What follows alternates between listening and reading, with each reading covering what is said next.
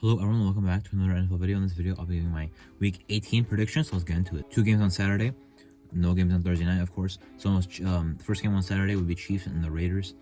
I'm going to pick the Chiefs. I think it'll be a close game. I think the Raiders will score a lot of points. I think the Chiefs will also score a lot of points. I think it'll be a high-scoring game. Last week, the Raiders offense had a good game against the 49ers. This week, I think the Chiefs defense has more film to look at of Stidham. However, I think the Raiders offense should still play well. They should run the ball well with Jacobs. Adams should have a nice game. Same as week 5. But I think the Chiefs will still win a close game that's high scoring. Titans and the Jaguars for the AFC South. I think the Jaguars are going to win. The Titans sure still have a chance to win their division, even though they've played really bad the past about 3 weeks. The Jaguars have been playing a lot better though. The Titans, I don't think there's any way they muster themselves up to get ready to win this game. I don't see it happening. The Jaguars have been playing too well. The Titans have been on this end. Even if they make the playoffs, it would not be as a strong 4-seed team. The Jaguars, at least as a 4-seed team, would not be exactly the strongest opponent for whoever the 5-seed is. But at least they've been on a hot streak. Buccaneers and the Falcons. The Buccaneers already clinched the division. No one else in the NFC South will make the playoffs as expected. Only the division winner was expected to make the playoffs. All the other teams are pretty much bad. The Buccaneers at least put together some wins to get themselves into the playoffs. Now they play the Falcons. They should definitely win because I don't see the Buccaneers like just losing to the Falcons. That's probably why. The Falcons don't have anything going for them. Should be easy win for the Buccaneers, and they're not resting their starters either. Patriots and the Bills. I don't think the Bills will lose to the Patriots at home here. I understand New England has a lot to play for. Buffalo does too, but that's for the 1-seed. Patriots fighting to get in the playoffs with some other AFC teams down there at the bottom. Not exactly the bottom, but just on the outside looking in. But the Bills, I don't see them losing to the Patriots here at home. The Bills' offense is too good, I think, for the Patriots' defense to keep up with, even if the Patriots' defense is very good. And there's no way the Patriots have the offense to keep up with the Bills if their defense can't hold up. So the game might get a little bit ugly because anyway, I see New England not scoring that many points. I guess Buffalo might be held to around 20 points at best, but I think I'll end up breaking it open a little bit more than that. Vikings and the Bears. The fact that it's in Chicago and the Minnesota Vikings are very unpredictable makes it a little bit questionable. I'm going to pick the Vikings, but I'm not sold on it. The Bears have nothing to play for besides the number 1 pick, I guess, which they could get if they win and the Texans. If they lose, then the Texans win. However, the Vikings already themselves, great team, but some games just don't show up. And what if this is the game where they don't show up? Last game of the year, they already clinched the division. What if they don't show up and they get beat by the Bears? I think it's definitely possible because most years I think the Bears and Vikings are split anyway. So I could see the Bears winning, but I will pick the Vikings. Ravens and the Bengals. Well, if the Ravens win, number 1, that would be concerning for the Bengals if they lost to the Ravens without Lamar Jackson. Number 2, there'd have to be that coin toss thing.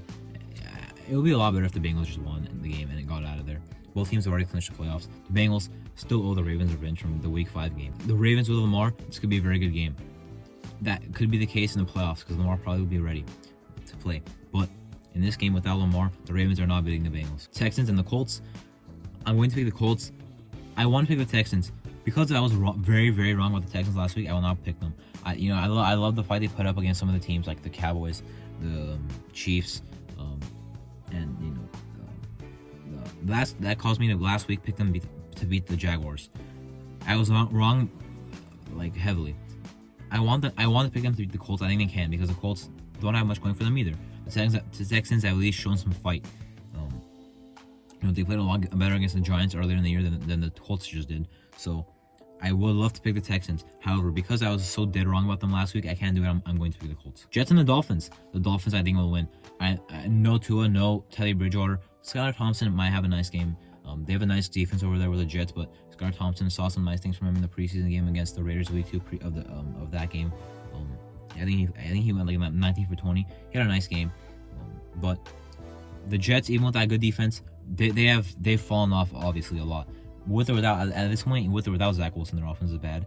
Their playmakers don't get involved, even though they have good talent on offense, and their defense is not enough to win them games. Now, at least with the Dolphins, they're a team that does not play defense. However, their offense will throw up a lot of points with or without Tua. Now, last week they put up 21 on the New England defense. The Jets defense probably a little bit worse than the New England defense in my opinion, but they're both very talented. But New England, the Jets are not scoring 21 points to like 23 like the Patriots did. I mean, I think the Jets offense is more talented than the Patriots, and the Patriots put up 23 on Miami. Well, I guess some of it was a pick six. However, the Jets in the last 2 weeks have 9 points. They're not going to score enough to beat the Dolphins. Panthers Saints, one that actually had to think about for a little bit. I'm going to pick the Saints. Both teams have been playing better than how they started off the year recently. However, both teams are out of the playoffs. I'm picking the Saints. I like at least how their defense has played recently. Their offense, I mean, Dalton, they can still hang up points with Dalton, I guess. The Panthers, Darnold looked good last week. The run game, some games is dominant, some games is not good. So will it be good here? I don't know if it will against the Saints run defense. However, still have weapons. DJ Moore has been getting involved. Other guys. Shi Smith had a nice game last week. Tommy Tremble, the second-year tight end. So the Panthers could score. Now the Panthers have shown they can score points. Their defense still pretty solid. Last week got roasted. That's not really how their defense plays most games. However, I'm going to pick the Saints to win. Browns and the Steelers. I don't see the Browns somehow beating the Steelers. The Steelers are very hot. Mike Tomlin is 8-8 right now. They're not losing this game. There's more of a chance they tie than the Steelers lose. I said it I don't know when, a very long time ago. I didn't even think it would become true, but I said, even though the Steelers have a very bad record, it was like they were like 1-6 going to their bye week or out of the bye week. I was like, or the same thing.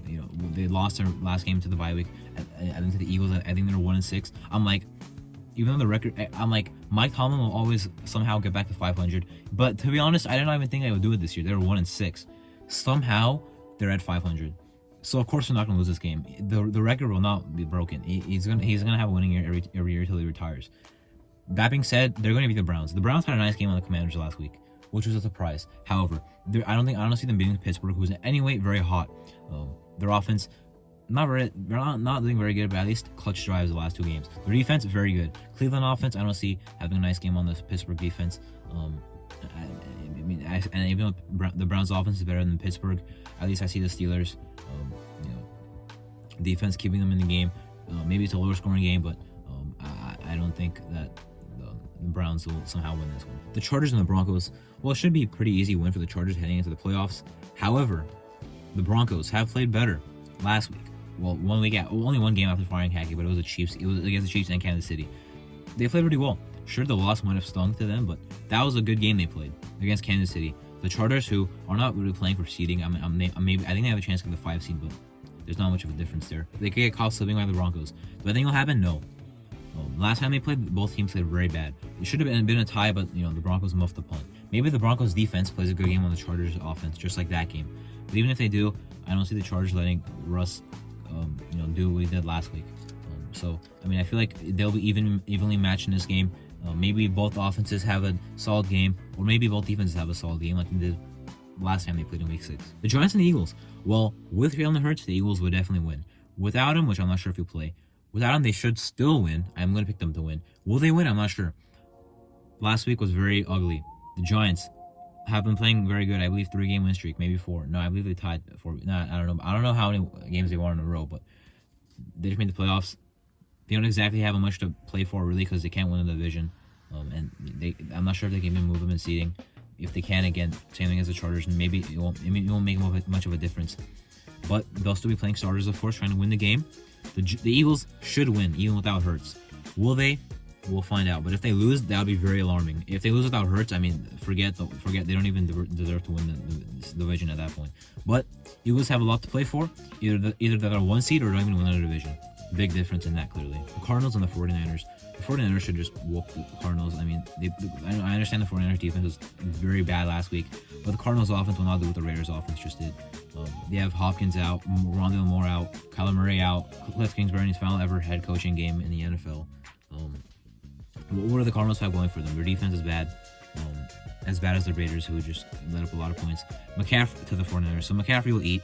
Ayuk might eat again. Samuel might be back. Or maybe they'll just play him in the wild card if they need. Maybe he might be healthy to come back. Regardless, San Francisco should win very easily. Rams and the Seahawks.